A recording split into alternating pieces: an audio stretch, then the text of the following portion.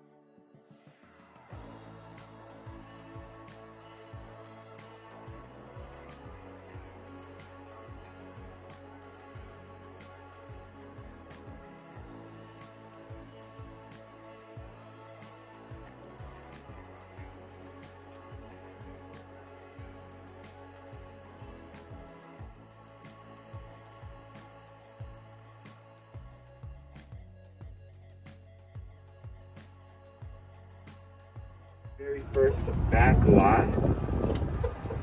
Our back lots are where we have our exterior scenes. Anytime a character's out and about on the street, around the town, might film on a back lot. This back lot is called Park Place, and right now it can be seen on young Sheldon, plays Medford, Texas on the show. And I'm gonna park at Park Place. And I'm gonna talk to you guys a little bit, get to know a little bit about you all, because each tour is different. So we get to explore new things every single time we go out on tour, and it's really based off of what your interests are. For any of my Marvel fans, Spider-Man Homecoming, we have a scene that took place at the top of this building right here. Tom Holland, he's sitting on one of these fire escapes, chomping down on a churro. Background's Brooklyn, New York.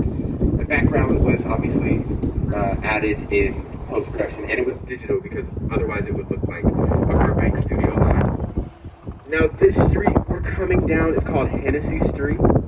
It's named after Dale Hennessey, who was the production designer for the 1982 film Annie. It was his idea to bring in the fire escapes that are on the street. And we have a little bit of a rule at Warner Brothers. If you change a set for a film or TV show, we ask that you change it back. Unless we like the change, then we'll keep it, and we like the fire escapes on the building, so we decided to keep them here. He also passed away before the film came out. That's another reason why we decided to dedicate this street to him. The building to our right here with the green doors, that is the orphanage for the original 1982 film version of Annie. Some more musical history on this street, Rent. The musical film Rent. The opening number where they're singing about not wanting to pay their rent, they're throwing their eviction notices off the fire escape.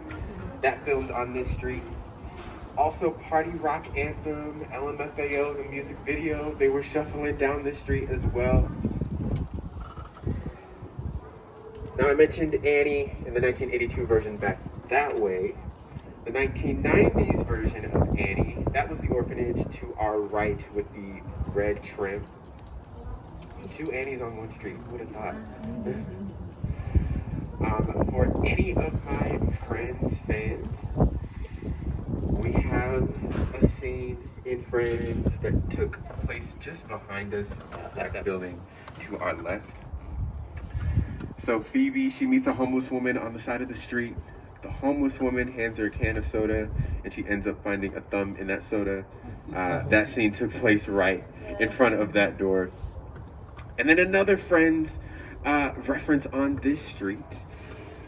So this building right here, it's called the Pee Wee Practical, and I'll tell you about that in a second. But that building is, the exterior is the inspiration for the exterior of Central Park on Friends.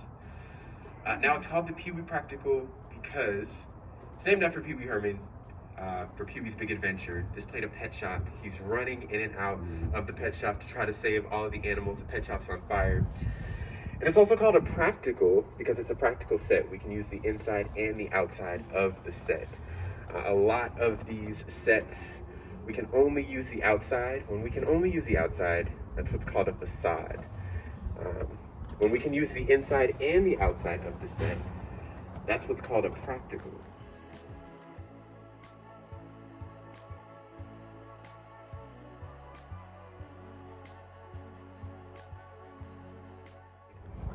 A cafe in Paris. The streets were lined with cobblestone, that was foam cobblestone, and then a digital Eiffel Tower was put in the background in that scene.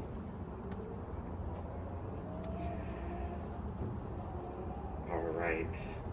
Now in the 1930s, Warner Brothers, they were very well known for their gangster films. They wanted to represent the idea that crime doesn't pay. So in a lot of these films, the villains would not win. One of the movies that kind of deviates from the typical idea of a gangster film, Eddie Murphy's Harlem Nights. The famous pinky toe fight scene took place on this street. Also on Hennessey Street, for any of my DC fans, Batman Returns. That has been scaring me all day. So it's not a ghost, I don't think. It's most likely the wind. That's what I'm going to tell myself at least. Also on this street, for my DC fans, Batman Returns, Batman Forever, Batman and Robin all had scenes that took place around Hennessey Street. Now this alley that we're looking at to our right, this is called Tenement Alley. Perhaps the most famous thing that has filmed on this street. The Upside Down Spider-Man kiss, Tobey Maguire, early 2000s. Right in front of where that staircase is, that first staircase on the right. So for that scene, it's raining very hard. It's raining harder than normal droplets because regular rain droplets, they don't show up as well on camera. It's artificial rain. We have rain grids that are covering the area. And Tobey Maguire, he's upside down. Because of all of that, we don't want, water to get up his nose. So to combat that, we put cotton balls up his nose, covered the cotton balls in Vaseline, and then he was hanging upside down. Because of that, because of the rain, because of the stuff up his nose, it was kind of hard to hear the dialogue. So we used a process called ADR, Automated Dialogue Replacement, where the actors record their lines in post-production. Also on this street, Prince's Purple Rain album cover was shot here as well. Plus, I mentioned Annie around the corner. It's a Hard Knock Life was filmed down this alley as well. The girls are on the fire escape singing and dancing. Right. Now, as we turn the corner here, a little bit about the history of Warner Brothers. Warner Brothers was established in 1923. Brothers Harry, Albert, Sam, and Jack. They started their studio on Sunset Boulevard, which is now the location of KTLA. I'm gonna make a 3-point turn here. This car turn radius is not the best, but we're gonna work with what we got.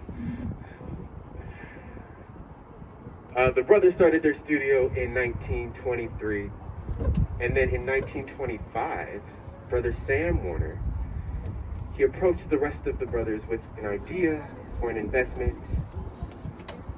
And am I gonna make this? I think I am.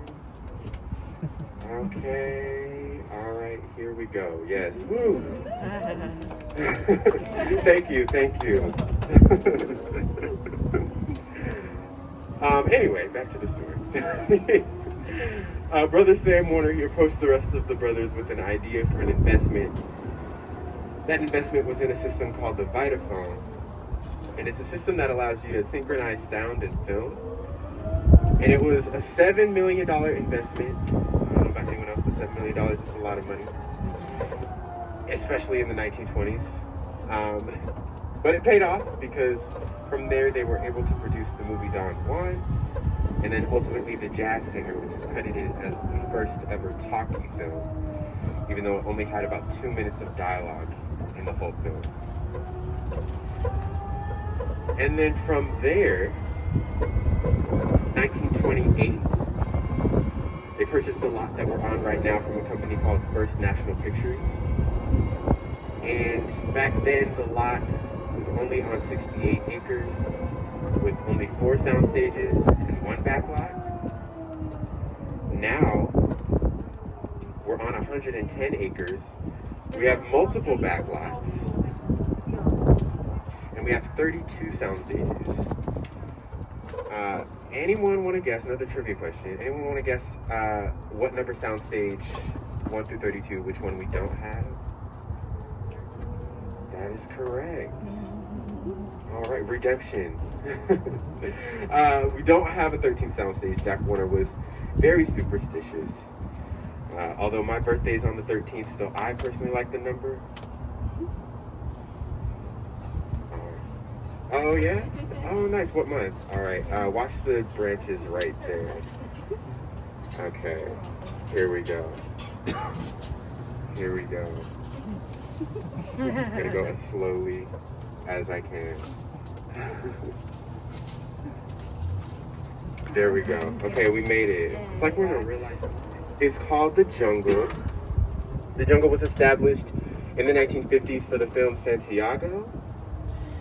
These buildings to our left right here were put up for the film Invasion. In that film, it didn't do too well. But obviously these buildings are here today, so obviously it made some sort of impact. The building to our far left, you may recognize that from the Big Bang Theory. Penny films her Preparation H commercial at this building. Also at this building to our left, Aquaman, the post-credit scene where a certain character found in the ocean and then wakes up. He wakes up at this building to our left. This building just up ahead, you may recognize as Merlotte's Bar and Grill on the show True Blood.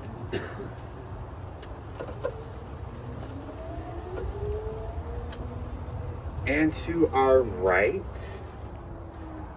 you'll see our lagoon. It's not currently filled with water. We only fill it with water for production because we don't want to have to keep treating it with chemicals.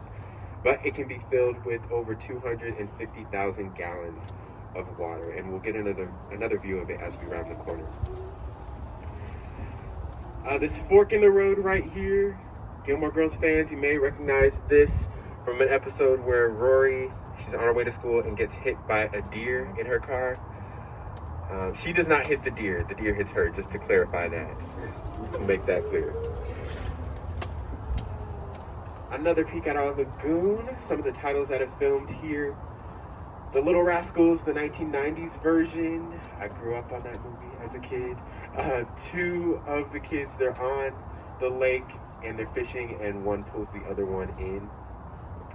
Also, Pee-wee's Big Adventure. He flies over on his bike over the lagoon. Also, The Nun, the horror movie The Nun. This was filled with a whole bunch of dirt and portrayed a cemetery, a character falls into an open grave in the scene. So not only can it be filled with water, but virtually anything a production calls for.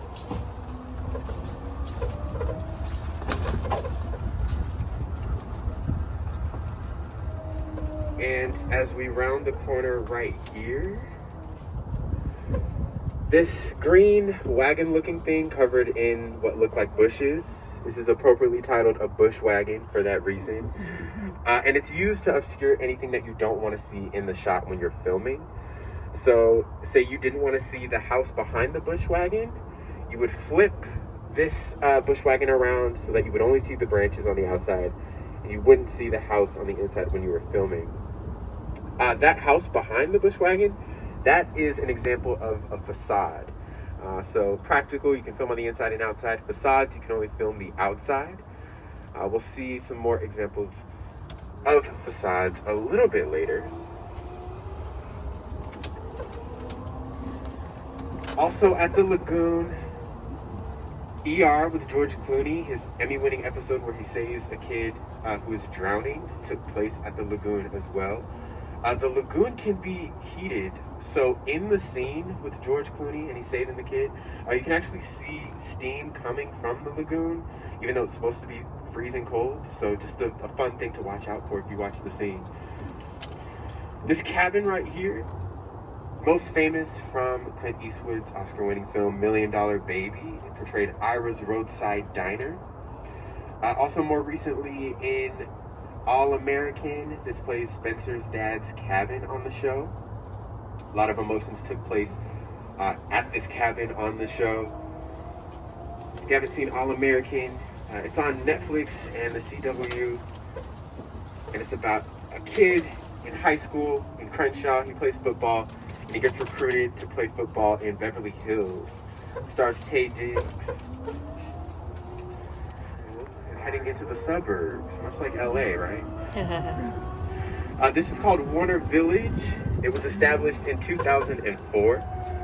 It was, wow, bird, okay, yeah. This was established in 2004. It was originally called Laramie Street.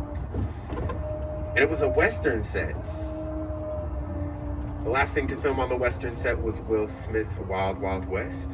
But as the need for Westerns lessened, in popularity, we thought we could get more use out of a residential suburban street, and that's where Warner Village came to be. All of the houses that you see on the street, no one lives inside of them, and we don't actually use the inside for filming. We only use the exterior and the street itself. So what's on the inside of each house? Each house holds a production office. So there's desks, cubicles, chairs, things like that on the inside of each house. And there's a back entrance behind each house so that people who are working at their offices on the inside, they can still work while crews film the exterior. This house to our left, number 187, that is Bob's house on Bob Hart's Abishola. That's the exterior of it. Bob Hart's Abishola. It's on CBS. It's about a man who has a heart attack and falls in love with his Nigerian nurse. Also, Fuller House. There's a flash mob proposal dance scene that takes place in the show on this street. Also, the George Lopez show. There's an episode where him and the rest of the neighbors join the neighborhood watch. All right, and straight up ahead, once we get rid of this sun, is our bridge building. It's very bare and basic looking, which is intentional because it can portray many things. A hospital, a convention center, an office space. It was used as a bus station on an episode of Gilmore Girls. Rory goes to meet Jess in New York. She hops off the station at our left here and is asking everyone for directions. Also in You, season 3, this portrayed a hospital for one of the pivotal episodes in the season. Plus, in Space Jam: A New Legacy, it's played the convention center that LeBron James takes his son to in the movie. Okay, now as we cross the street here,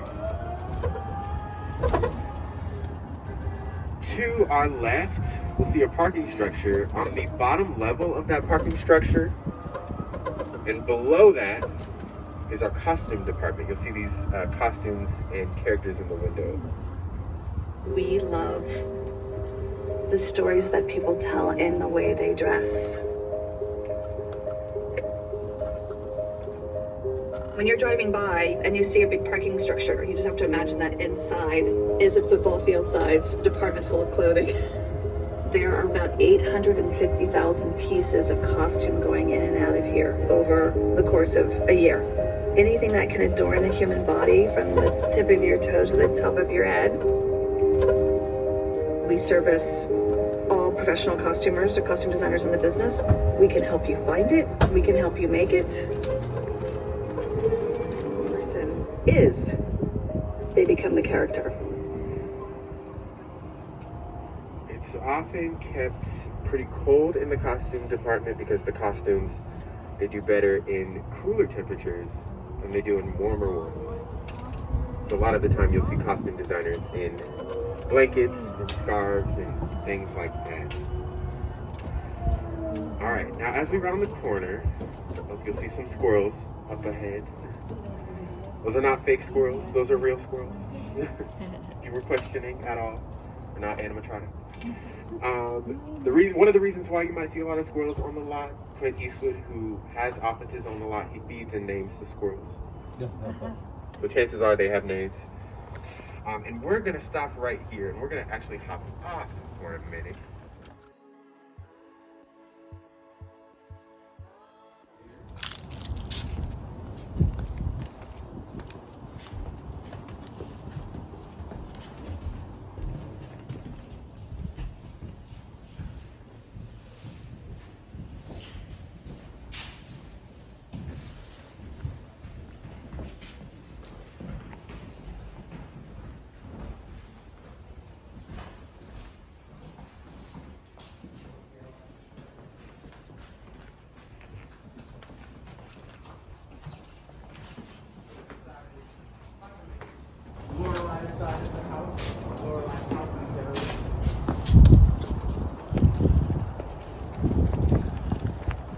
These trees that we see here, do we think the trees are real or fake? Yeah. Real? They look real. That's because they are. All the trees that you'll see on the lot are real. But this is of all trees transitioning into winter trees. These are almost all the way off. But what happens if, we need a full spring tree? Like the scene that is filming here needs to take place in spring. Well, what the art department will do, the greens department, they'll spray paint the remaining leaves green and then zip tie more leaves onto the tree so that it represents a fuller tree. And say you have already a full tree, you're filming in springtime, but it needs to be winter. What the greens department will do is they'll hand pick all of the leaves off of the tree so that it's a bare tree.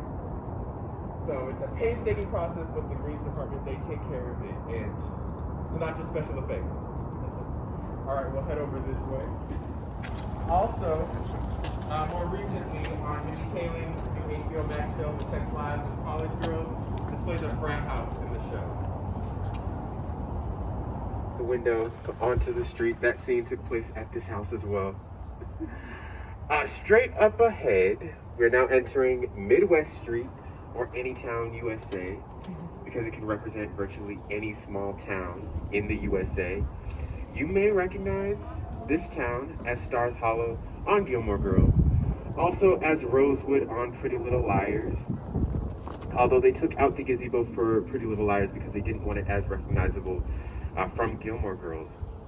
To our right, we have Rosewood Church on Pretty Little Liars. This church was also used in a scene in The Lost Boys. The boys are stealing holy water and using it for their water guns.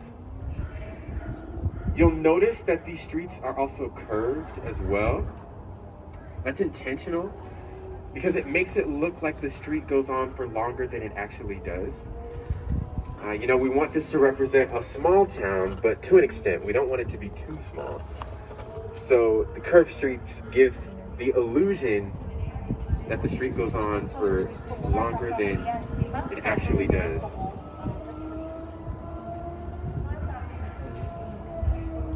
And as we're rounding the corner right here, to our right, we have Hudson Hall. That is Sheldon's college on the show Young Sheldon. Also used in Grease Live, the 2017 production on Fox, as Rydell High. That's what Hudson Hall was used for in that production.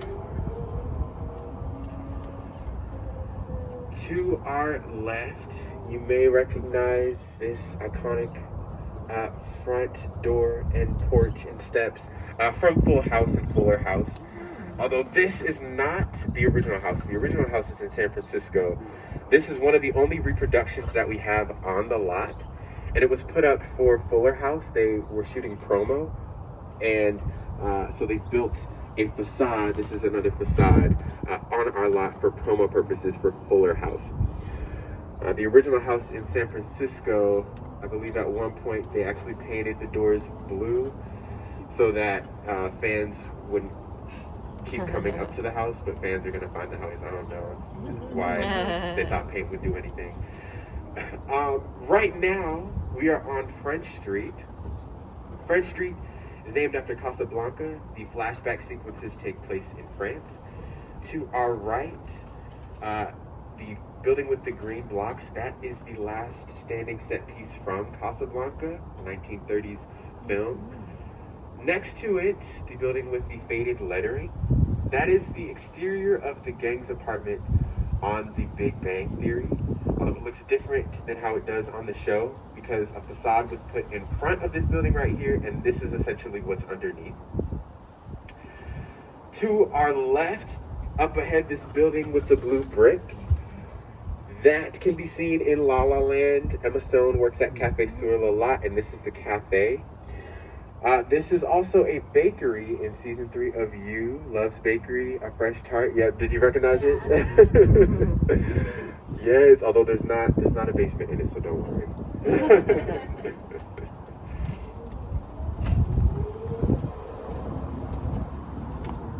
Funny story, in La La Land, Emma Stone, she points across the street and tells Ryan Gosling that the Big Bang Theory building is the Casablanca set, but it's actually the one next to it. So somebody lied to her at some point. All right, right now we're coming down Embassy Court, and to our right, where those people are standing, you'll probably hear it before you see it, but an iconic fountain. And it's the French fountain. This is not the original location for the fountain, but it is the original fountain. It was previously on our ranch, just a few miles away from here. But now it's right here on our lot. And I'm gonna go ahead and park right here, and we're gonna take some photos at the fountain.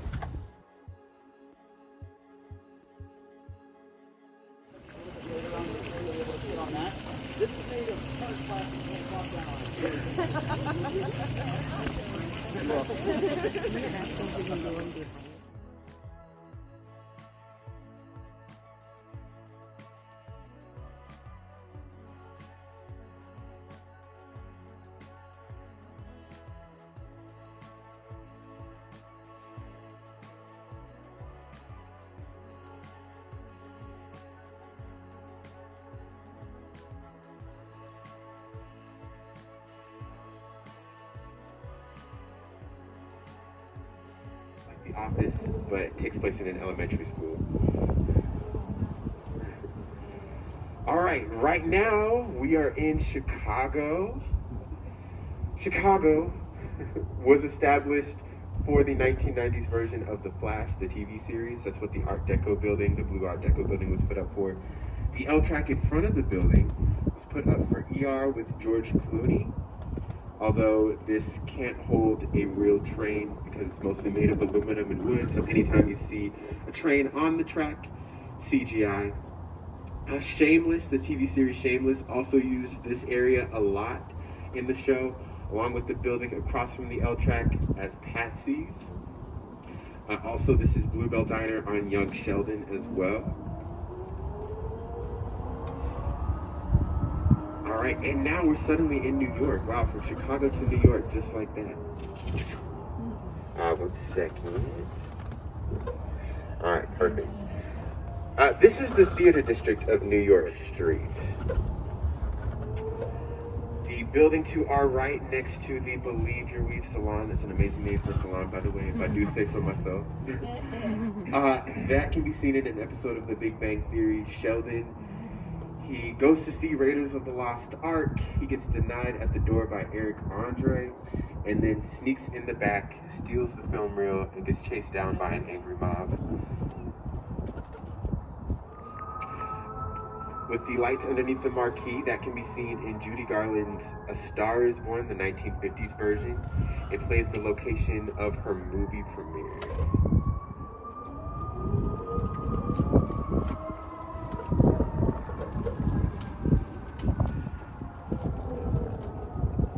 All right, now to our left, this is the Wall Street side, or the business side of New York Street. It currently, or most recently, plays Rodeo Drive on All-American.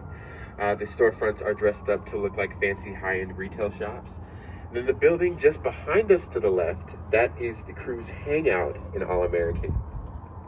At the very end of the street, we have our courthouse. That can be seen in Argo with Ben Affleck. He sits on the steps of the courthouse. Also, Wonder Woman, the original TV series with Linda Carter. She visits the courthouse as well, learns how the $2 bills are made. Plus, The Greatest Showman, they had a live performance before the film came out. The cast is running up and down the street, they're singing and dancing, and they end up at the top of the courthouse steps up there. To our right, this building with the Warner Brothers on top of the marquee, that is our SJR, or Stephen J. Ross Theater.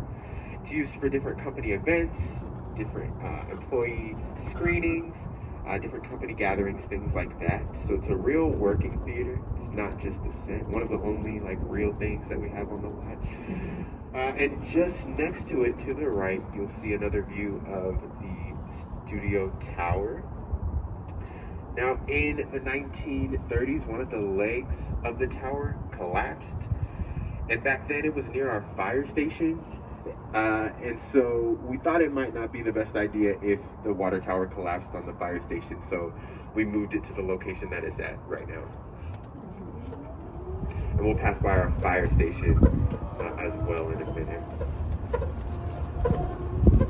All right now we are on our front lot, just past the back lots, went through the back lots. Now we're on our front lot where our sound stages are held. And I'll turn the corner right here, and I'll point out this huge door to our left. This is called an elephant door. If you see one of those that are open, I'll ask that you not take a picture of what's inside, because it could be super top secret. But we'll get a sneak peek at it, and we'll get to see it with our eyes. We just can't take pictures. But feel free to take pictures of anything else on the front line. The plaque over on stage 20. There are plaques like that on every single stage, and those list some of the notable films and television shows that have filmed on that stage. There's also plaques like the one on stage 24 just behind us to our left. Yes, we'll call it out the Friends stage. Friends filmed on that stage for all but its first season. Its first season, Full House was filming on stage 24, and they filmed all of their seasons after season 1 on stage 24. So you'll see plaques like that on some of the stages, like this one, stage 25, the Big Bang Theory stage.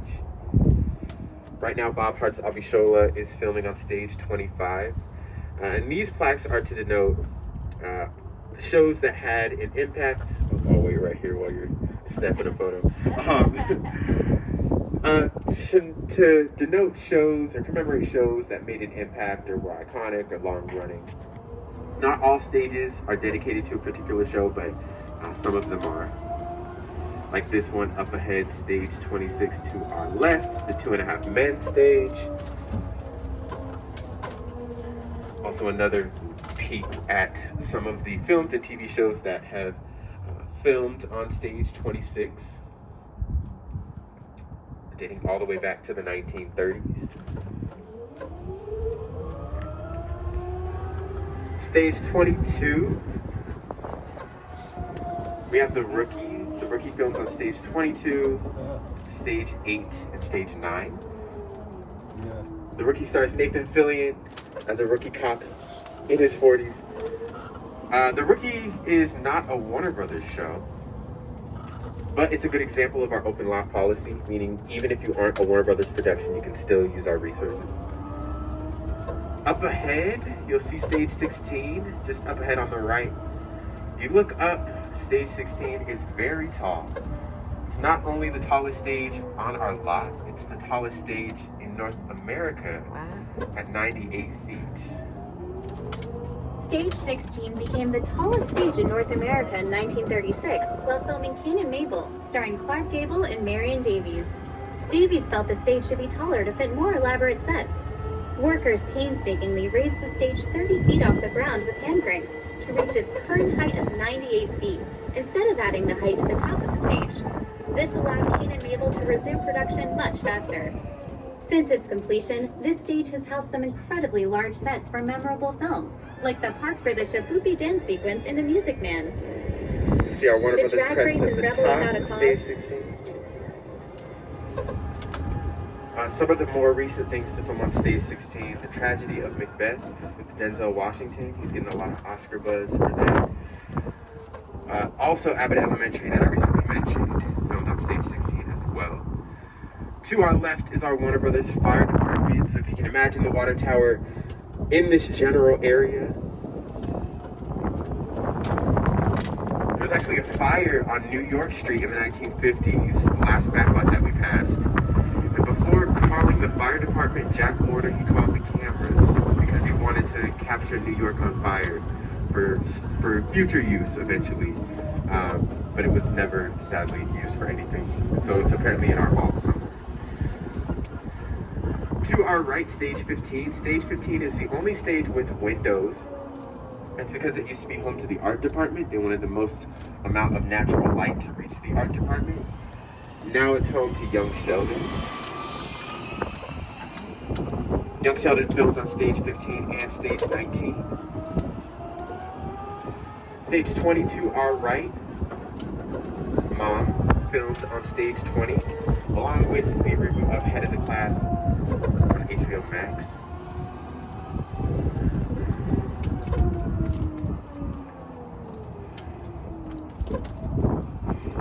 And as we're turning this corner again, I mentioned The Rookie and how it's an example of our open lot policy.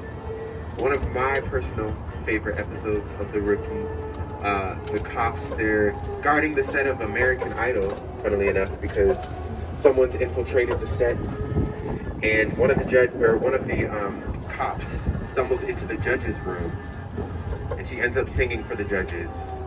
And it turns out that cop, Melissa O'Neill, who plays Officer Chen, she won a season of Canadian Idol. So she can't sing in real life. She doesn't just play a singing cop on TV.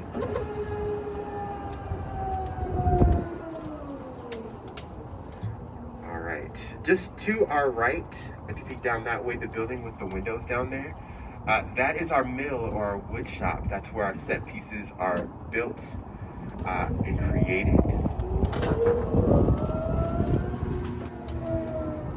And I'm gonna park right here. And we are gonna go ahead and visit Soundstage 29.